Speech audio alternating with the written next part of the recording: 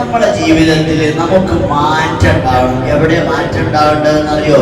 ഇബാദത്തിൽ മാറ്റം ഉണ്ടാകുന്നതിനേക്കാൾ കൂടുതൽ സ്വഭാവത്തിലും കൽബിലുമാണ് മാറ്റം ഉണ്ടാവേണ്ടത്.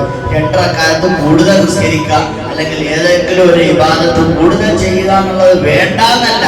ആ ഇബാദത്തിന്റെ ഫലം സ്വഭാവത്തിലാണ്. ഇബാദത്തിന്റെ ഫലം സ്വഭാവത്തിലാണ്. സ്വഭാവത്തിന് ഫലം ഇല്ലെങ്കിൽ ആ ഇബാദത്ത് നിഷ്ഫലമാണ്.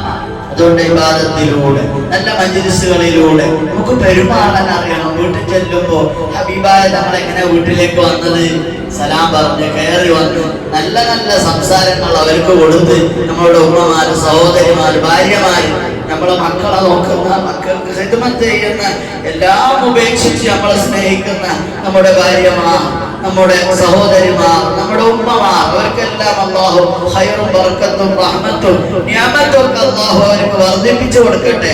അവർക്ക് എത്രയോ ഖിദ്മത്ത് ചെയ്ത് നമുക്ക് വേണ്ടി പോകുമ്പോഴേക്കും പലതും ചെയ്തു വെച്ച് നമ്മൾ പോകുമ്പോൾ നല്ല വാക്കുകൾ പറയണം.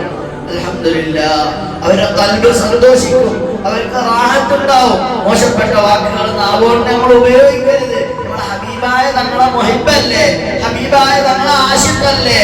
അതുകൊണ്ട് നമ്മൾ ആ രീതിയിൽ തന്നെ നമ്മൾ വളരണം. ഒരാളോടും പാടില്ലാത്ത വാക്ക് നാവിലൂടെ വരരുത്. ഒരാളുടെയും ഖൽബ് പൊട്ടുന്ന ഒരു പ്രവർത്തനം നമ്മുടെ ജീവിതത്തിൽ ഉണ്ടാവരുത്. എന്തുണ്ടായാലും അങ്ങനെ ഒരു മനുഷ്യന്റെ ഖൽബ് വേദനിച്ചാൽ പിന്നെ നമുക്ക് രക്ഷപ്പെടാൻ കഴിയൂല. അത് വലിയ പ്രശ്നമാണ്, വലിയ വിഷയമാണ്. അതുകൊണ്ട് അല്ലാഹു തആല നമ്മളെ നന്നാക്കി തരട്ടെ.